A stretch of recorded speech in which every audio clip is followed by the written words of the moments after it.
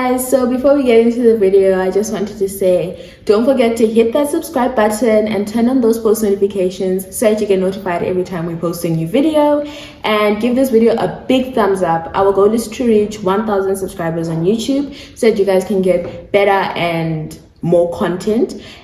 Please also don't forget to follow all of our socials. We are on TikTok, Instagram, and YouTube, and all of them are at Becomingwwo. Links will be in the description down below.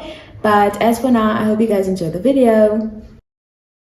Welcome to the Becomingwwo Podcast, where we interview young, extraordinary people, youth entrepreneurs, and talk about relatable topics for the youth.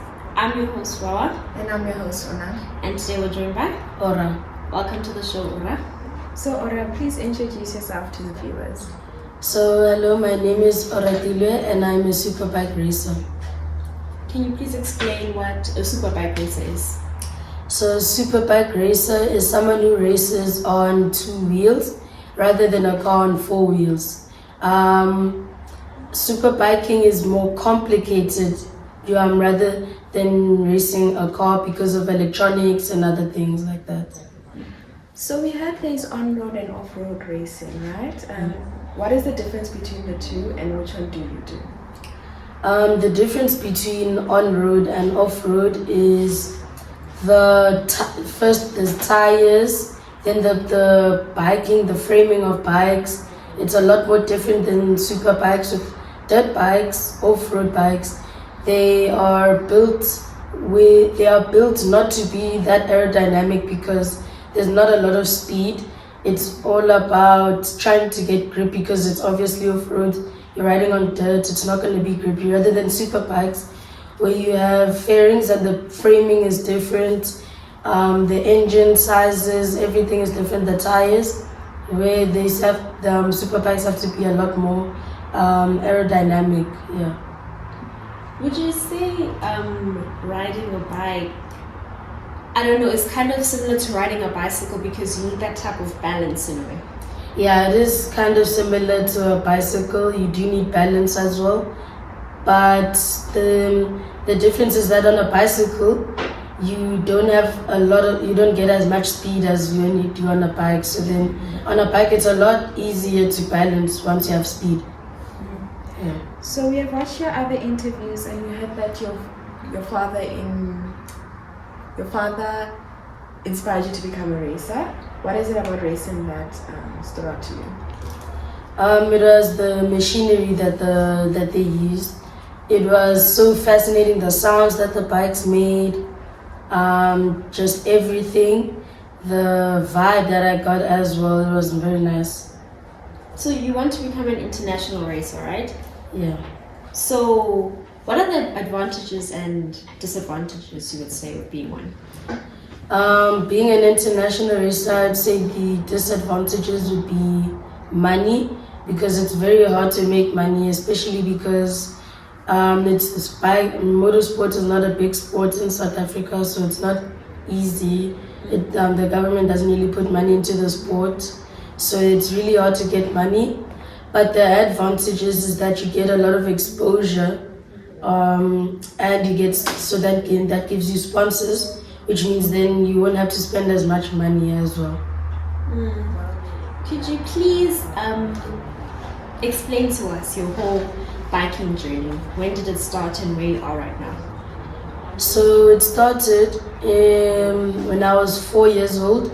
I think the track was the Rock Raceway, my first ever race. I think I finished second. I'm not sure. But yeah, that was my first ever race. And from then I've just been riding. I started on a little pocket bike, and then I moved on to NSFs, then a 150, motards. Now I'm on the big track. I'm on long circuit. I race Red Star, Pakisa, Kailami, those tracks. I race a Yamaha R3, and I race in a series called MRSSA and the RSR Club Series. Yeah. That's nice. Yeah. For you to get like second place in like races and first places, it's like a big accomplishment. Yeah. And like, what training do you have to do to prepare for those actual races? You have to do fitness. The bigger the bikes get, the more upper body and leg strength you'll need, so you have to do that as well. And then you also have to obviously ride on the track to prepare yourself as well, just to get a bit of practice. Does your body type, like your height or weight, matter when it comes to the bike? Yeah, I would say yes, it does. Obviously, if you're lighter, then the bike isn't carrying as much weight, so it's gonna be a lot faster than other people if they are bigger and heavier. Mm-hmm. Yeah. So can you please tell us, like, how long is a typical training day for you? I would say usually we would go from 11 to around 3. Yeah, so that's basically from morning to the afternoon. Yeah. Do you have anything that motivates you to be a better racer? Yeah, I have a role model. Well, I have 2. I have Brad Binder and Mark Marquez. Both of them are my role models. They've inspired me a lot and given me a lot of motivation. So I saw you did meet Brad Binder, right? Yeah. How did you feel in that moment? I was so shocked. I wasn't expecting it. I was surprised. I was shocked. I was happy. There was a lot of mixed emotions, but yeah, I was very happy to see him. And you got to race with him, right? Yeah. Oh, okay. So racing can be like a dangerous sport. What are some safety measures you have to take into consideration? Well, you need to have a protective suit. You need gloves, a helmet, you need boots.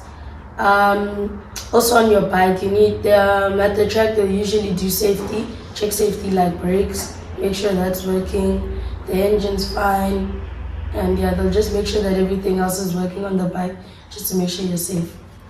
So to be able to race, is there like a training academy you go to, or is it just something you learn, like you can watch videos or just at home or something?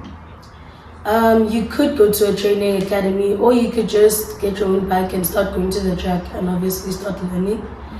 Yeah. So, okay. So I've seen your videos, right? I don't know, like the way you sometimes lean is so close to the track. I don't know, how do you do that? Yeah. So basically you use your body weight and you lean to the side that you're gonna turn. Because you can't turn like you're on a bicycle. Yeah, you need lean so that you can turn and obviously carry corner speed as well. So yeah, that's why you need to lean. You need to use your body weight, your legs as well to lean the bike over as well. Have you ever fallen? Yeah, many times. So we know with our mom being our manager, there are some advantages and disadvantages we faced as we have wrote in our upcoming book. So can you please share with us the advantages and the disadvantages of having your dad as your coach? I would say that he hasn't really gotten a lot of experience, so that's a disadvantage because he knows a lot. Yes, he has ridden, but he hasn't raced before.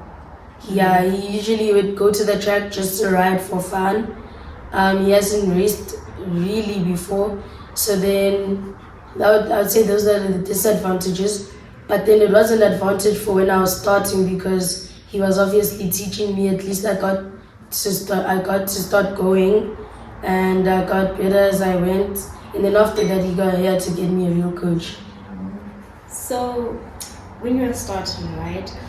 Was it for fun, or did you always want to make this like, I don't know if it's a job or like your passion? Yeah. At first I was very young, so I didn't know you could really make it a job or a profession. So I did it for fun, and then as I got older, I started watching MotoGP and I saw, okay, you can race internationally. So then that's what I wanted to do, and now I dedicated myself to trying to get there.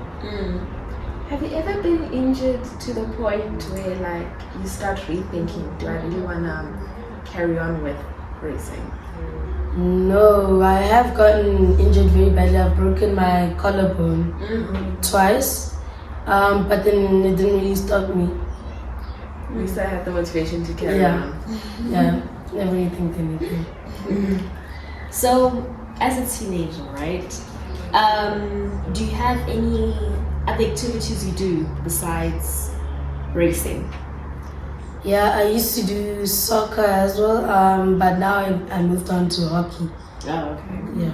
And how do you keep up with your social life or like things your age mates do?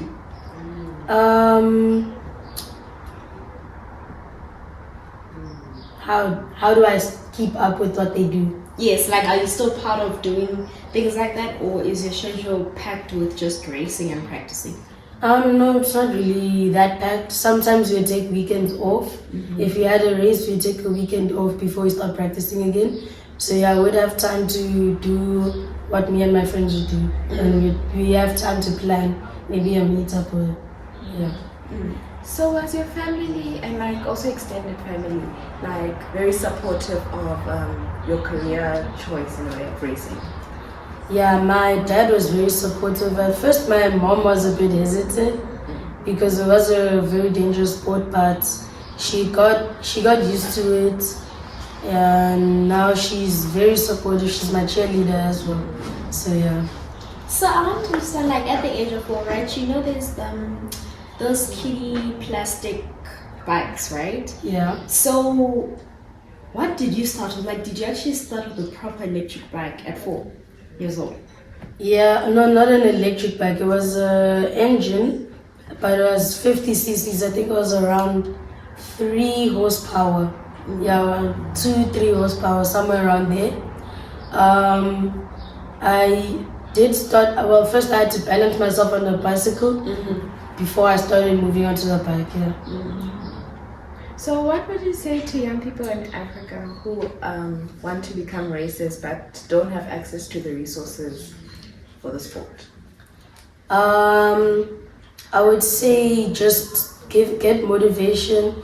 Maybe watch a few videos, try and get courage, get motivation. Tell your parents that you also want to start doing the sport, so you want to dedicate yourself to it. You're gonna try your hardest to do it as well.